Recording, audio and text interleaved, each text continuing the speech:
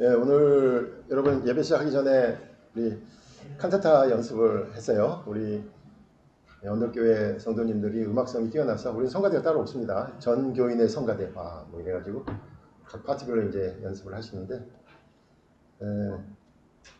아름답죠. 지난주 수요일 날 많이 모이진 않았는데 조그만 공간이 더 좁은 공간에서 찬양을 부르는데 오늘 참석하셨던 분들이 다 똑같이 얘기하시더라고요. 찬양 부르면서 이렇게 물론 이제 그 어떤 분의 등장으로 인해서 우리 음악적인 수준이 확 올라갔으니까 화음을 딱 맞추시는데 딱 그 화음을 단번에 맞추시는 거예요. 그러니까 찬양 부르면서 큰 은혜가 있었습니다. 찬양뿐만이 아니죠. 찬양이 이제 힘을 얻고 이제 아름답게 느껴지니까 예배도 상당히 은혜스럽다라는 것을 발견하게 됩니다. 아마 이제 부활절 칸타타까지 하고 이제 부활절 지나면 또 이제 성탄절 칸타타로 들어가서 1년에 한 2번으로 이제 우리 예배부장님이 때우시려는 것 같다는 생각이 좀 들긴 합니다만은 어쨌든 예배부장님이 아주 적극적으로 오늘 또 찬양에 대한 어떤 내용까지 설명해 가면서 아주 잘 열심히 해주셔서 여러 가지로 예배도 바뀌고 찬양에서 큰 은혜를 받게 됩니다. 오늘 제가 하려고 하는 얘기는 바로 그겁니다. 예배는 아름답다. 신앙은 아름답다라는 거예요. 우리가 언제가 신앙생활을 의무로 어떻게 해야 된다 막 이런 것들로 막 그냥 좋은 의미로 의무감에 살았지만 신앙의 아름다움에 대해서 생각해 볼 시간이 되었으면 좋겠습니다. 오늘 본문은 계속해서 디모데에게 보내는 두 번째 편지죠. 디모데 후서의 앞부분에 해당합니다. 인사가 있었고 처음으로 이렇게 제안하는 말이고 권면하는 말이 있습니다. 그런데 오늘 본문에 등장하는 이야기는 바울이 복음을 전하면서 지금 내가 몇 가지 일을 하고 있다. 보면 오늘 쓰리잡이에요. 일을 세 탕 띄고 있어요. 보니까 바울이 세 가지 일이 집중하고 있단 말이에요. 요즘 여러분 그 직장 그죠. 저도 지금 이제 5년 딱 남으니까 그 다음번 무슨 일을 해야 될까? 지금 직업교육을 좀 받아야 되겠다라고 해서 한글 교사 자격증을 따가지고 나중에 은퇴하면 해외에 요즘 한글 배우는 데 많으니까 그렇게 할까? 아니면 제가 꽃을 많이 하고 나무를 키우니까 도시농업사 자격증을 딸까? 우리 박 장로님처럼 숲 해설사를 할까? 아니면은 AI 시대에 없어지지 않는 직업 중에 하나가 바로 배관공이랍니다. AI가 못하는 그 배관 일을 좀 배울까 여러 가지 일을 생각을 합니다만은 오늘 바울은 오늘 본문에서 자기가 쓰리잡 뛰고 있다 이렇게 얘기하고 있어요. 그 쓰리잡이 도대체 뭐냐? 바로 첫 번째는 선포자다. 나는 선포자다 이렇게 얘기하고 있고 두 번째는 사도다. 그리고 교사다. 선포자, 사도, 교사 직분을 내가 맡고 있다 이렇게 얘기합니다. 디모데 전서 먼저 보냈던 편지 2장 7절에서도 이미 바울은 이 세 가지를 동일하게 말했어요. 거기서는 이렇게 표현했습니다. 이를 위하여 내가 전파하는 자, 선포자죠. 사도 동일하고요. 그리고 세움을 받은 것은 참말이고 거짓말이 아니니 믿음과 진리 안에서 내가 이방인의 스승이 되었노라. 그러니까 오늘 말한 것처럼 선포자, 그 다음에 사도, 그 다음에 교사, 이 일을 내가 하고 있다. 그러니까 바울은 스스로 매번 이 쓰리잡을 같이 동시하고 있다라고 얘기하고 있었습니다. 자기의식이 철저했어요. 나는 이 세 가지 일에 아주 열심히 하고 있다. 바로 이 세 가지 일이 내 일이다. 이렇게 알고 있었습니다. 복음의 선포자라는 말은 다른 사람들은 아직 그 정보를 잘 모르는데 자신이 미리 알게 돼서 내가 먼저 알게 돼가지고 그거 알려준다는 거죠. 먼저 알게 된 중요한 정보를 나중에 다른 사람들에게 알려주는 사람입니다. 그러니까 선포자는 상당히 중요하지요. 중요한 사명을 띠고 있고 바울은 그런 의미에서 내가 선포자로서 아주 중요한 사명을 띠고 있다라고 자의식이 있었습니다. 그럼 어떤 정보입니까? 우리가 알고 있듯이 바로 예수 그리스도에 대한 정보죠.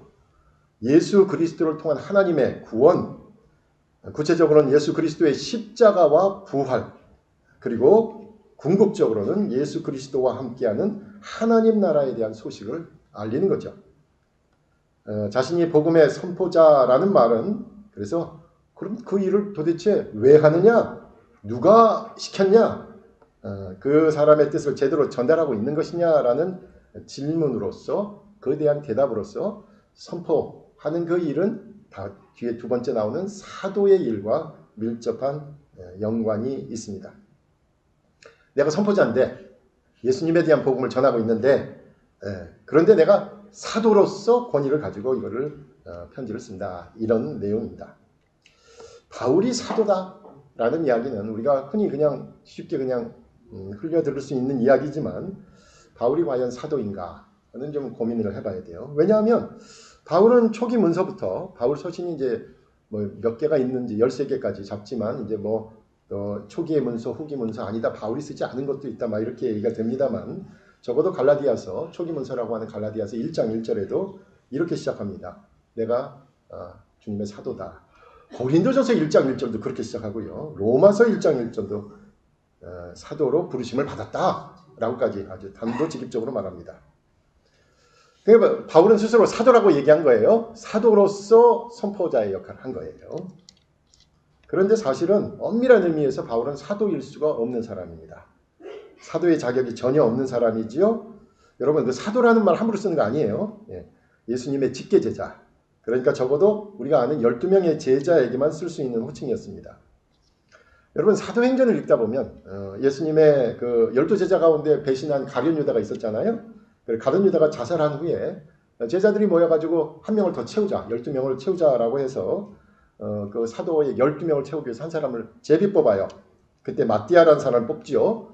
그래서 마띠아가 12번째 가룟 유다를 대신해서 12사도 가운데 들어갑니다. 그때 사도의 기준이 나와요. 이 마띠아를 뽑을 때. 사도행전 1장 21절과 22절에 이렇게 나옵니다. 사도의 조건입니다. 이러함으로 요한의 세례로부터 우리 가운데서 올려져 가신 날까지 주 예수께서 우리 가운데 출입하실 때 항상 우리와 함께 다니던 사람 중에 하나를 세워 우리와 더불어 예수께서 부활하심을 증언할 사람이 되게 하여야 하리라.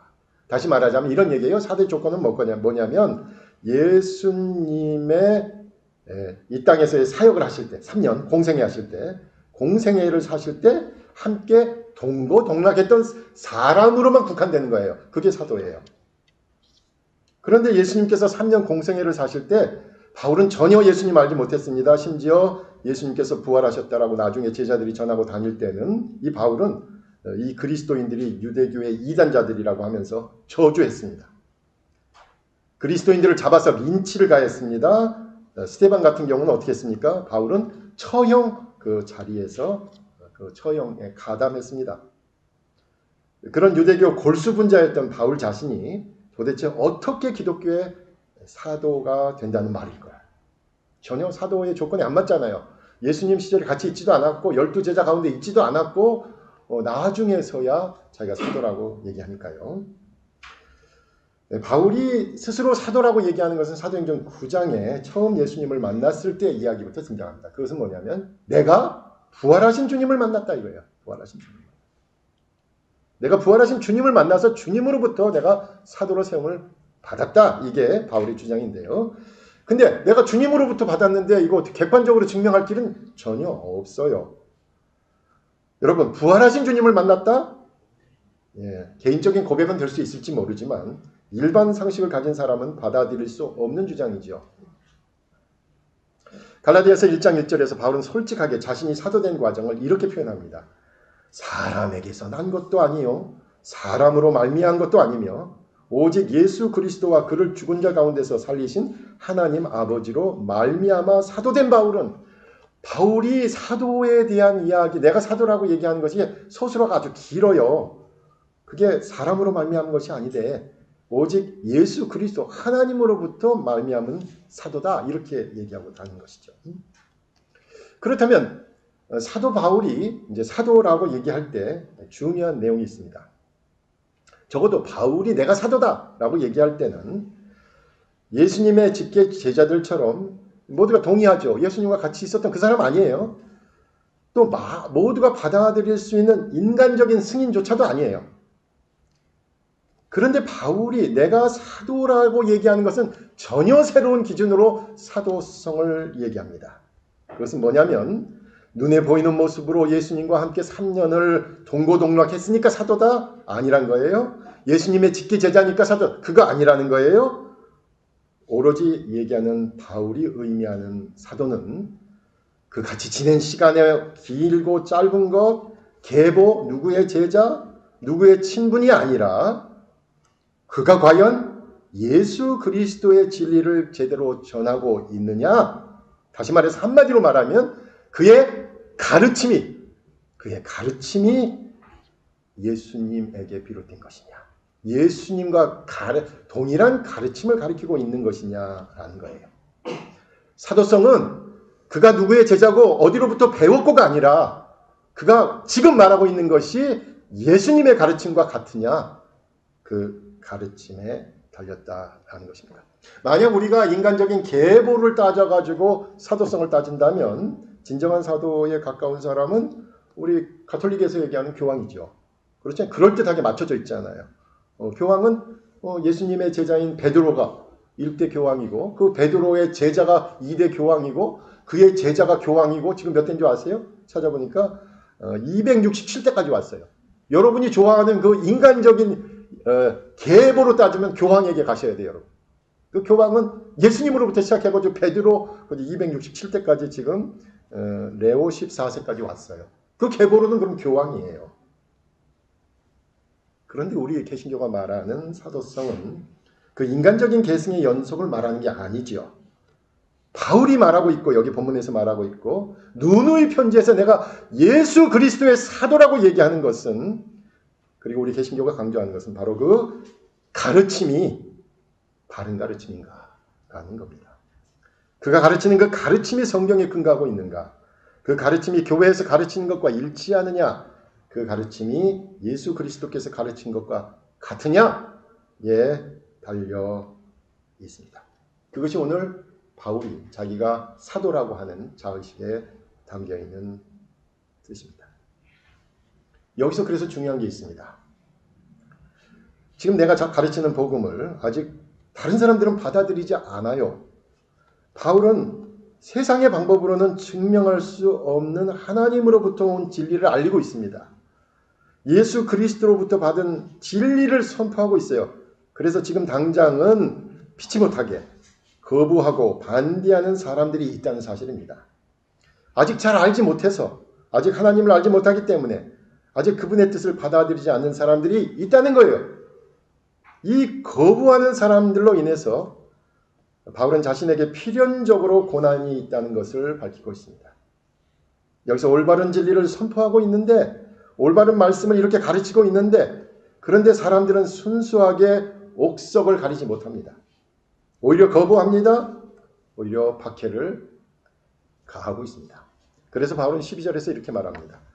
자신이 선포자고 사도고 교사로서 가르치는 것 때문에 고난을 받게 되었다라고 알고 있어요. 사람들이 몰라서 그런 거죠. 사람들이 잘못 알아서 그런 것이죠. 사람들이 하나님의 뜻을 알지 못해서 박해하는 거죠. 그래서 바울은 가는 곳마다 유대교 정통주의자들로부터 고소를 당하고 또 돌로 돌팔매질을 당하고 그리고 지금 자신은 죄인의 신분으로 로마에까지 압송되어 온 거죠.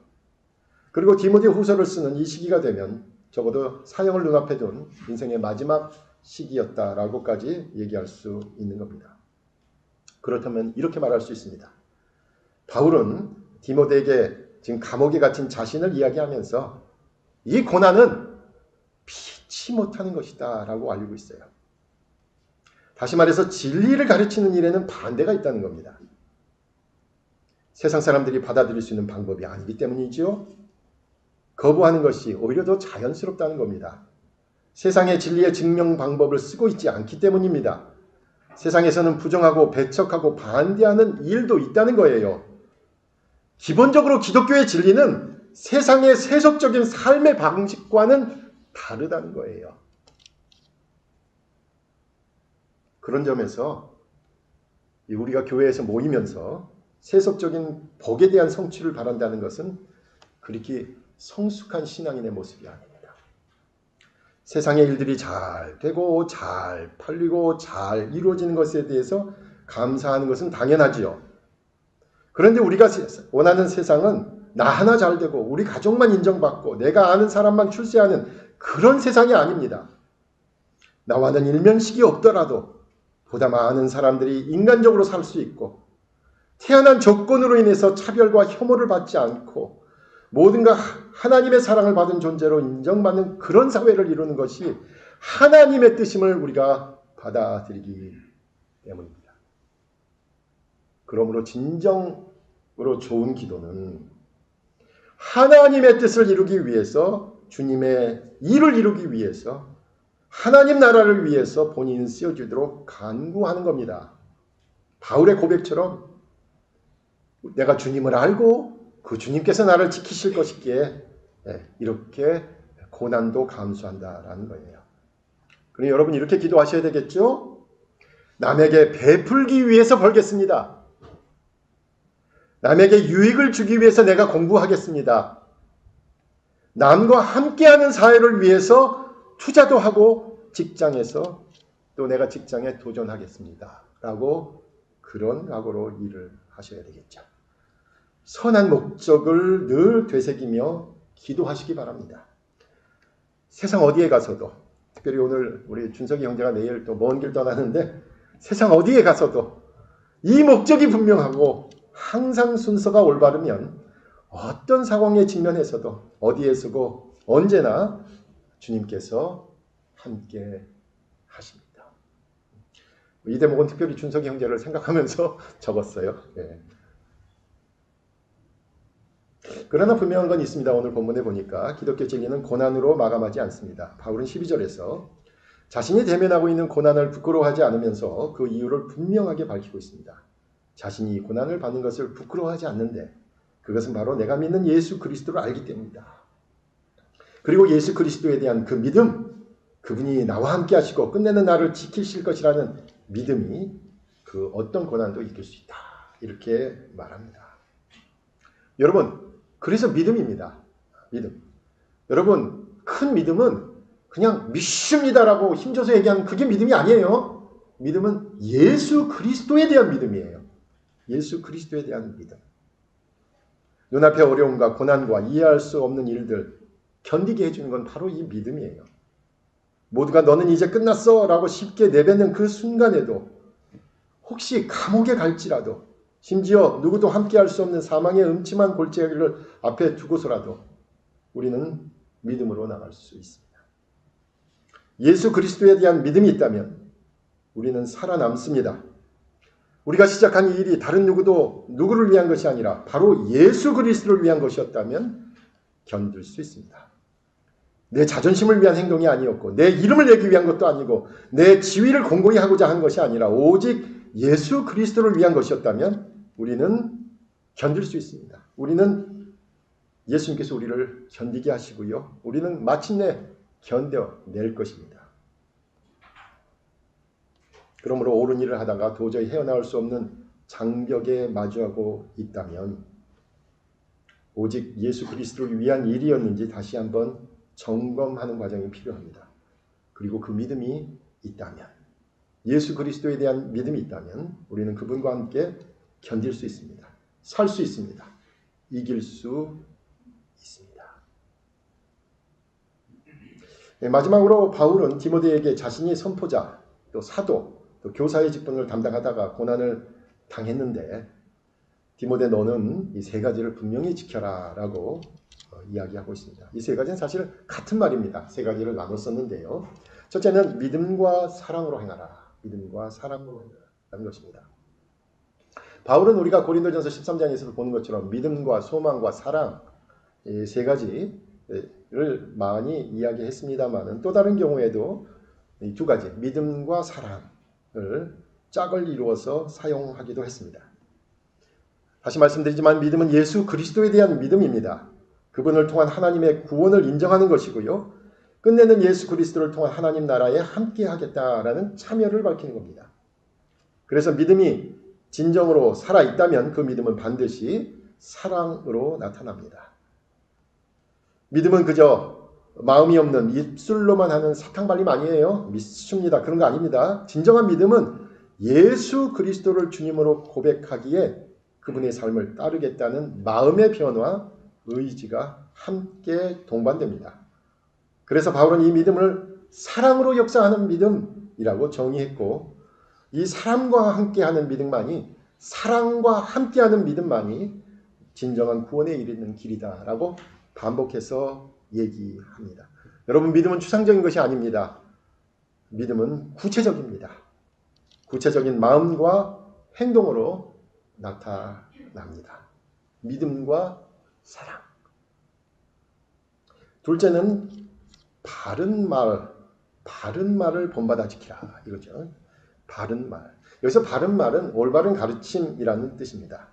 그래서 본이 되라 라는 거예요.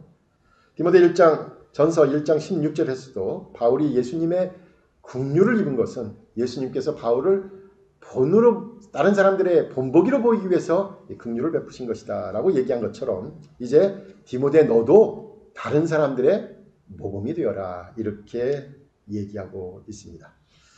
무슨 본을 보이는 것입니까? 바른 말을 하라. 바른 가르침을 하라는 거예요. 이단에 빠지지 말라. 사실은 그런 내용입니다. 당시에 주요 이단들이 있었습니다. 반복하는 얘기지만 우리는 그 자들을 영지주의자들일 것이다 라고 추측합니다. 여러분, 영지주의자들, 영지버섯 아닙니다. 영지버섯을 즐겨 먹는 사람, 이런 사람들이 아니라 이 영지주의자라는 뜻은 뭐냐면 예수님을 영적인 존재로만 이해하는 사람들이에요. 예수님께서 구체적으로 이 땅에서 가난하고 병들고 상처받은 사람들과 함께 있었다는 사실보다는 그분은 하나님이시고 영적이고 영원한 일에만 관여하신다고 가르친 거예요. 그러나 분명히 우리가 알고 있는 거 있지요. 예수님은 구체적인 인간의 모습으로 오셨어요. 그래서 우리의 슬픔과 아픔과 미련과 굴레를 알고 계셔요. 예수님은 온전한 인간이셨기 때문에 우리와 똑같은 세속에서의 삶에 마주하는 여러 소소한 사연들을 다 겪으셨어요. 인간의 아픔, 믿었던 사람의 배신, 질병으로 그리고 장애로 고통받는 가족들, 죽음으로 살아가는 사람을 잃은 사람들의 마음을 알고 계십니다. 그래서 주님은 정말로 어렵고 힘든 사람들과 함께 하려고 하셨습니다. 이것이 주님의 마음입니다. 바로 이 진리를 꼭 간직해야 합니다. 주님은 영적인 하늘의 원리를 알고 계시지만 그 주님은 우리 인간의 소소하고 잔잔하며 깊은 감성까지 어루만지시는 분입니다. 하늘까지 닿을 하나님 나라의 비전을 가지고 계시면서도 이 땅에 다리를 딛고 그 하나님 나라는 여기에서 바로 이 땅에서 시작된다고 알리신 분이 바로 예수님입니다. 하나님 나라는 죽어서만 가는 영적인 곳만이 아니라 주님과 함께하는 이 땅에서 하루하루의 삶이 하나님 나라의 시작이라고 말씀하셨습니다. 그래서 하루하루 하나님 나라의 기쁨을 여기서 맛볼 수 있다고 강조하셨습니다. 특히 본문 자체에서는 그리스도 예수 안에서 믿음과 사랑을 강조하는 것, 이게 바른 말이다, 바른 가르침이다, 진리다, 이단과 다른 것이다 라고 얘기하고 있고요. 그분에 대한 믿음이 있다면 사랑으로 열매를 맺는 것이다. 그래서 믿음과 사랑, 바른 말, 같은 말이에요 사실은. 그리고 마지막으로 오늘 제가 제목으로 잡은 것처럼 바울은 디모데에게 아름다운 것들을 지키라 라고 당부합니다. 믿음과 사랑이 바로 바른 말이고요. 그게 바로 아름다운 거다 라고 얘기하는 거죠. 정확한 의미의 뜻은 선하게 맡기신 것, 선하게 맡기신 것을 지키라. 근데 오늘 한국말 번역에는 아름다운 것이다라고 참 멋지게 번역했어요. 한국말 성경이요, 여러분 상당히 잘 번역되어 있습니다. 세계적으로 여러분이 긍지를 가지셔도 돼요. 한국말 성경이 물론 오역도 있겠죠. 별 수 없이. 그렇지만 상당히 잘 번역되어 있는데 특별히 오늘 본문에서는 아름다운 것을 지키라 이렇게 권면하고 있습니다. 성령의 도우심으로 선하고 아름다운 것을 지키라 라는 거죠. 그러므로 신앙은 아름다운 겁니다. 아름다움. 최근 우리가 마주하는 한국교회의 모습에서 이 아쉬운 점이 바로 이 대목이잖아요. 보통 교회 안 다니는 사람들에게 교회에 대해서 물어보고 기독교인들에 대해서 물어보면 뭐예요 다? 한국교회가 거칠고 투박하고 예의 없고 무례하고 자기 이익에 앞서고 거기다 이 사람들이 또 말도 잘해요. 그래서 어글리 크리스찬들이잖아요. 그런데 오늘 본문은 신앙의 영역은 인간의 가장 본질적인 아름다움의 영역이다라고 얘기하고 있습니다. 우리를 창조하신 하나님을 찬양하고 하나님께서 지으신 세계를 인정하면서 이 아름다운 세상을 우리의 후배와 자녀들에게 물려줄 것을 생각하면서 우리의 삶을 아름답게 만드는 것이 바로 신앙입니다. 여러분, 새로운 해가 되고 벌써 한 달이 지났어요. 예전에 몸 같지 않고, 그러니까 요즘 저도 이제 드는 생각이 있어요. 아버님 계속해서 병원에 모시고 왔다 갔다 하면서 20년 후, 뭐 10년이나 20년 후에 제 모습이잖아요. 그 모습 보면서 제 이제 소망이 하나 생겼어요. 조용히 늙어가자. 품위 있게 마지막 순간을 맞았으면 좋겠다. 떠나니 아름다운 사람이 되었으면 좋겠다. 이런 생각을 점점 크게 하게 됐어요. 그런 면에서 우리는 신앙을 가졌기 때문에 진정한 아름다움을 알고 있고, 진정한 아름다움을 체험하고 있고, 진정한 아름다움을 보여줄 의무가 있습니다. 신앙은 우리의 삶을 아름답게 합니다. 그러니 우리는 신앙의 미적인 측면을 드러내야 됩니다. 한국교회는 그러지 못한 부분이 있었죠. 이제까지 우리는 이만큼 성장했어. 그러니까 우리를 무시하지 마. 우리는 이만큼 영향력이 있어. 그러니 우리 말 잘 들어. 우리는 이만큼 큰 단체야. 우리 결정 따라와. 이게 지금 한국교회의 모습이잖아요. 그런 오만한 모습이었다면 이제 우리 교회는 교회가 아름다운 곳이다 라는 것을 보일 수 있어야 됩니다. 무엇보다도 우리의 모임과 우리의 예배가 아름답습니다. 요즘 부고를 많이 접하게 됐어요. 지난주만 하더라도 오늘까지 해서 5가지니까 제가 아는 사람들만. 재정적으로 엄청 힘듭니다. 그래서 5만 원 넣고 갔다가 아니야. 그래서 다시 5만 원 더 얹어서 주고 온 경우도 있어요. 제가 직접 조문은 하지 않았지만 국가적으로 존경받는 분의 부고를 보면서 한 시대의 마지막 모습을 보는 것 같았습니다. 제가 대학 다닐 때 그분 국회의원으로 출마해서 벽에 붙은 사진 봤고요. 저희 학교 근처 책방 하고 있고 또 출판사 한다는 소식 정도만 알고 있었던 사람입니다. 그런데 그분을 기억하는 많은 사람들이 그가 무뚝뚝하다, 자기 주장이 강하다, 아주 엄한 모습을 갖고 있었다라는 거죠. 그런데 그분이 돌아가시자 많은 사람들이 존경하는 이유를 생각해 봤습니다. 그분이 대학 다니다가 1974년도에 정부에 의해서 조작된 민청학령 사건으로 강압수사하고 고문받고 징역 10년을 선고받았습니다. 더 지긋지긋한 건 뭐냐면요. 그 민청학령 배후 사건으로 인민혁명당 재건 사건이라고 날조된 사건이 있었는데 그 사건으로 구속되고 재판받은 사람들은 무려 8명이죠. 8명이 그 1년 후에 1975년 4월 9일 날 대법원 상소가 기각되고 나서 20시간 만에 전부 사형 집행을 해버렸습니다. 정말 나쁜 사람입니다. 그때 대통령은. 예. 근데 이제 학생들은 살아남았어요. 다 1년 안에 다 나왔어요. 근데 그때부터 그분은 어려운 사람들, 가난한 사람들, 억울한 사람들 편에 줄곧 서 있었다는 사실입니다. 많은 사람들이 변절했습니다. 제가 어저께 민청학령 사건에서 판결받은 사람들 명단을 쭉 보는데 많은 사람들이 변절했더라고요. 그런데 이 원칙을 끝까지 지켰기 때문에 어려운 사람들, 가난한 사람들, 억울한 사람들 끝까지 그 사람들 편에 섰기 때문에 그래서 존경을 받는 거지요. 그래서 떠나니 아름다운 사람이 된 것이겠죠.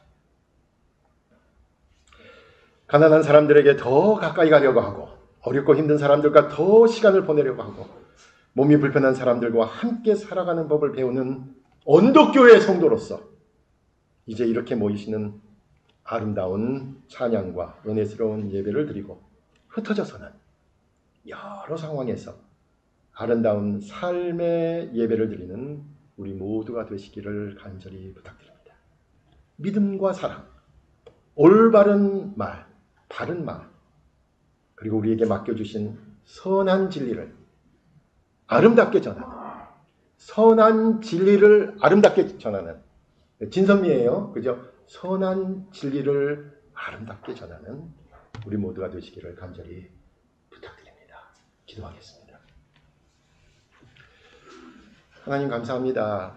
저희들에게 뜨거운 열정과 또 이성도 주셨고 이 모든 것을 통해서 예수 그리스도를 영접하게 하셨고 하나님의 자녀로 살게 하심을 감사드립니다.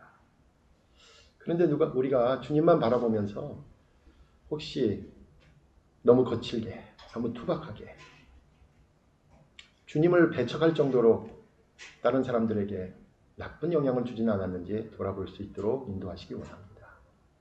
아무쪼록 우리의 신앙이 아름답게 영글어서 부족하지만 우리의 모습을 통하여 조금이라도 많은 사람들이 예수님께 가까이 올 수 있도록 인도하여 주시옵소서. 예수님의 이름으로 기도하옵나이다.